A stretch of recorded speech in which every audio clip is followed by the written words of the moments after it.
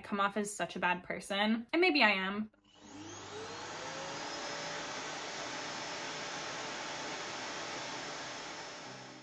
"13 Going on 30" is a classic romantic comedy where this woman, Jenna Rink, well no, she's actually a girl. She's literally a 13-year-old girl. It's her birthday and she gets this like magic dust and she really wants to be 30 for some reason. She's like, 30, flirty, and thriving. I want to be 30, flirty, and thriving. The magic dust falls on her as she's like saying that she wants to be 30, flirty, and thriving. And then she wakes up in a bed in New York and she's like the editor-in-chief, or no, she's not the editor-in-chief. She's just an editor of a magazine. She like is best friends with this girl who is super popular in her middle school and she's dating a hockey guy. She got everything she ever wanted and yet she's feeling like kind of weird. And all she wants to do is be friends with these like 13-year-old girls who live in her building. And the other thing she wants to do is be friends with her male friend from middle school, Matt. After she wakes up at 30 years old, she's like, I need to see Matt. And so she goes over to Matt's house and she's like, Matt, like,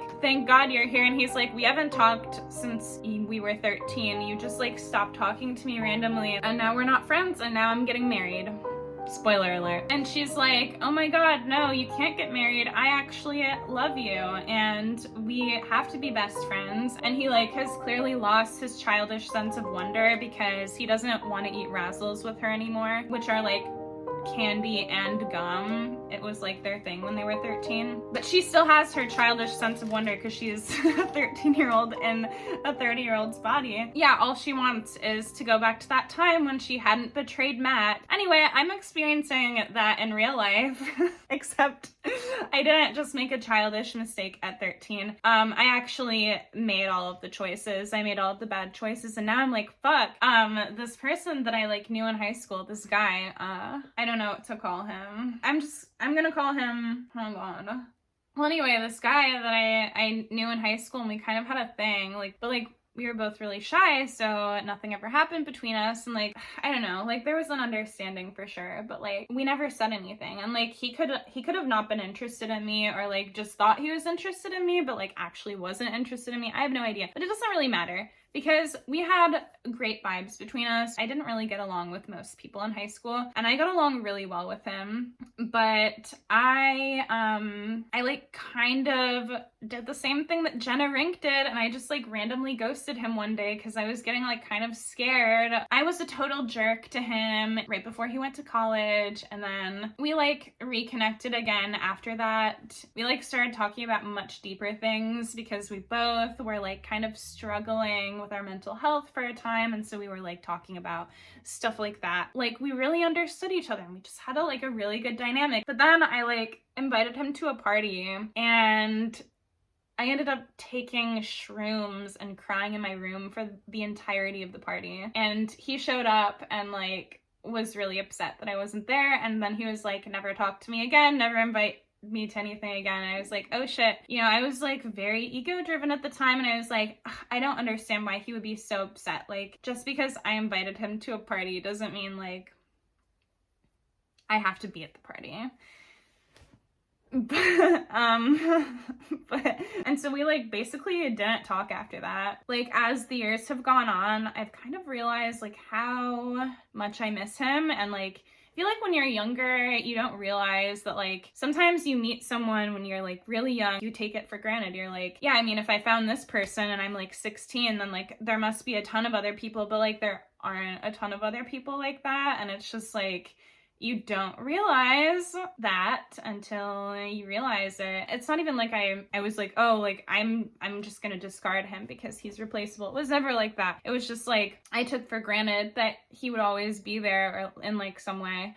But anyway, like in 2018, I like randomly ran into him and like we hung out that weekend. It was like so fun. I was like, wow, these are the people, this is like the kind of person that I like always want to spend my time with. And I like tried to reconnect, but he was not having it. But at the time I still was like, okay, if he doesn't want to reconnect, then I'll just find someone like him, I'll find someone who I can connect with in a similar way, but you just can't replace connections. Like, you actually can't. And then once again, in 2020, I tried, and then last year I tried again. Admittedly, I am a romantic, and like, if he ended up being my soulmate, oh my god, that would be an amazing story. But like, I don't even want to put that like expectation on it, because like maybe it wouldn't work out that way, but like, I just want to have him back in my life. Hopefully he never searches for me on YouTube. But no, he knows that I'm looking for him. Because okay, last year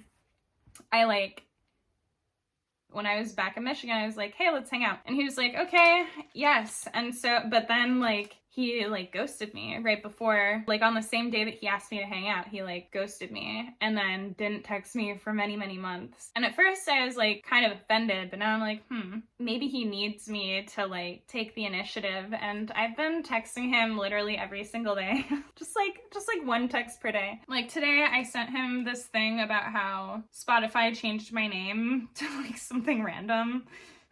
Like, it says that my name is some other guy's name. But yeah, I just text him, because like, what if he's struggling right now, and like maybe it's not just like he's being vindictive and like doesn't want to talk to me, because I've gone through phases where like I can't respond to people. Like, I just feel like I can't put myself out there in that way. So like, maybe that's what's going on with him, and he's just like, you know, I can't respond to her, so I want him to know that like I'm there and I want to hang out with him, because like, really, I just feel like I'm Jenna Rink, and I'm like looking back at my history and I'm like, wow, I was like a huge asshole, and like I want to apologize to him, but I don't want to apologize to him over Instagram. Like, that seems kind of lame and loserly. I would rather apologize to him in person. If I can't do that, then I'll just like handwrite a letter, fold it into paper airplanes and send it to him. But yeah, I would like to apologize in person. I'm just like, yeah, I'm looking back at my past, and it's like, I didn't wake up one day and I was 25. I made every single one of those choices. I was such a bad friend. And then, okay, so at the end of 13 going on 30, Jenna Rink goes home to her mom and dad, and she's talking to her mom, who like makes her pancakes, and she's like, do you ever wish you could go back? And then her mom's like, no, because like all of my choices brought me you, and like that's a very good reason for choosing to do something, is like, oh well, I have this wonderful connection with my daughter. But Jenna chose things on the basis of like her ego, which is exactly what I did. And I'm like, yeah, I wish I could go back. Like, every time I come back to my hometown, I'm like, I wish I were 16 again. Like, even though there was a lot of bad stuff, and like, honestly, I probably would make the same stupid mistakes if I were 16 again, and like I didn't have all these experiences, but like, in a way, I do want to be 16 again so I can like make a different choice. And I'm like, would that have been a better choice? Like, what would have happened? But the next best thing is I'm just gonna keep texting him every single day until he texts me back. And I feel like, okay, I also feel like the universe wants us to reconnect, because every time I get a little bit like introspective, every time I start meditating, every time I start doing my morning pages every day, it's like my mind is inundated with these thoughts of like, oh, you need to text your friend from high school. You need to text your friend from high school. Have you done that yet? Have you done that yet? And I'm like, okay, I'll do it. And then once I do, I like feel a lot better. So I feel like the universe, or maybe just like my subconscious mind, which I would assume knows more than my conscious mind does, wants me to text him. And so I'm going to. But yeah, so that's how I am.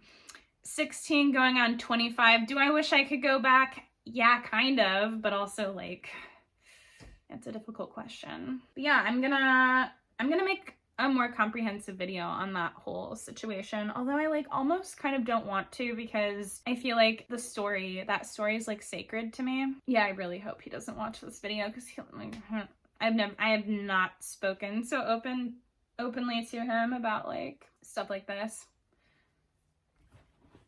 So yeah.